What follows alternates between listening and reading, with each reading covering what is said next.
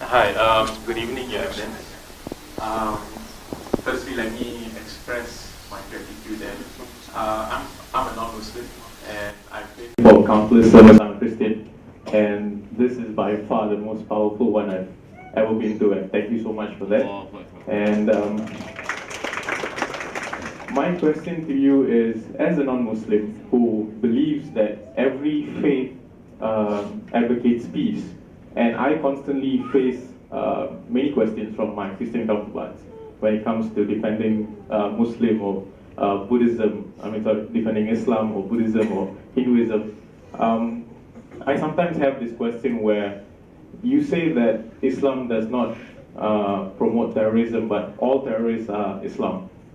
So when it comes to that, I have to take a step back, and I find it a little bit difficult in defending that, because I say that there are Christians who are bigots, there are Christians who promote terrorism, there are all sorts of faiths who have bigots. And how can I give a better answer to this? Much. I think what's important for us is to learn and to read and to understand and to see. What has happened in the world is crime is perpetrated. If it is perpetrated by anyone who is not a Muslim, it's called a crime. And if it's perpetrated by a Muslim, it's called terrorism. So it's just the word that they've changed. So terrorism, the new definition of it, and I'm sure they might put it in the Oxford Dictionary if they were truthful. The new definition of terrorism is crime perpetrated by Muslims. You see, so that would exclude all non-Muslims. And I say this because we read the press. We know what's happening in the media. You know, I'm quite well versed with what's going on at the moment, and we feel so prejudiced against when it comes to matters of this nature. You know, you have McVeigh. He is not called a terrorist. You have anyone who's Christian, you know, the Sinn Féin, for example. You have the Lord's Resistance Army. You have the Christians, the Tutsis and the Hutus in Rwanda, for example. The ethnic cleansing that's happened in a lot of countries. These people have massacred millions of people, but they're not called terrorists. Why?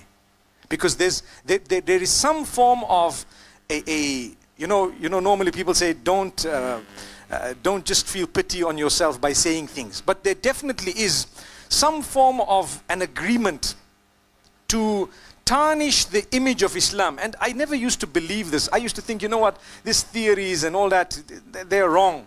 But one thing that is quite clear is Islam is still the fastest growing religion. You know that. I don't know if you're aware of it.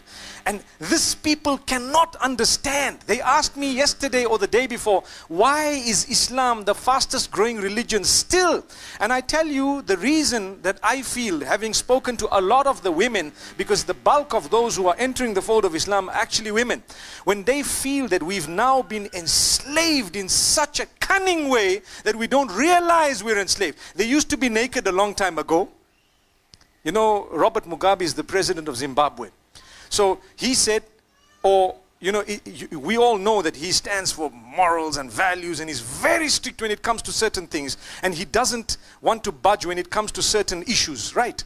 Now, I'm saying this in a good way, that many, many years ago, the colonialists came to Africa. They found them dressed in feathers and leathers and skins, and they had spears and, you know, the traditional African dress. They told them, you are backward. You need to cover yourself. So they covered themselves. 200 years later, they told him, you are backward. Remove the clothing once again. So now when they are going back to being dressed in less than what they used to be dressed a long time back, they are being told you are liberated. And yet in the middle, they were honestly saying dress, because when you dress, you are liberated. So what is it?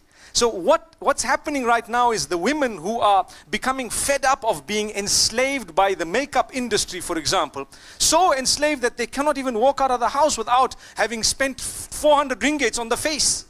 It's a reality. And they can't walk out. They can't without this and without that. They start thinking to themselves, hang on, how come we've gone back to the Stone Age where we've taken out all our clothing and we're dressing for a male-dominated environment to soothe the eyes of the males?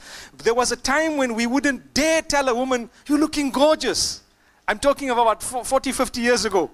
No one would have come to my mother and say, oh, you're looking lovely. She would say, hey, shut up, you know.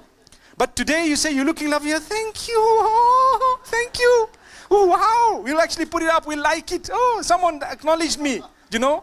Because it's all become this issue. So people start feeling this. And what happens is they realize, let me cover up. Let me become truly liberated. People must know me for my contribution to the nation. People must know me for my service to the rest of humanity. People must know me for my character and conduct, not just what I look like. So what happens is, when the people who studied what's going on the globe saw that as much as Islam is being portrayed in a negative way, it's still growing so fast. To be honest, words started coming out that would only depict Muslims. So terrorism is an act done by Muslims. Like they say, there was a man, you know, for example, it's just an example that's given online, and I've read it, where a man saved a dog, right? So people said, oh, this man saved the dog. What did he do? The dog was on the highway, and he ran after the dog, and he saved the dog, and he actually brought it to safety. So there was an article saying, wow, man saves dog, and so on and so forth. And then they found out he was a Muslim. And what did they say? They then put a headline to say, a terrorist Muslim disturbs the peace of a dog trying to cross the road. Come on, come on, come on.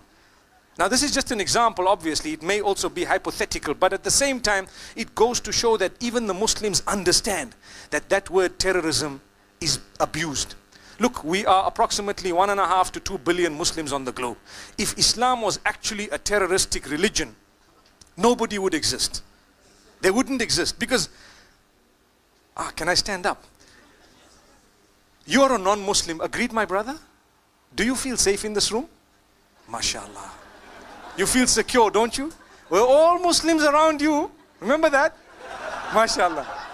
May Allah subhanahu wa ta'ala bless you. I think I've just made my point. Shukran, shukran. Thank you so much.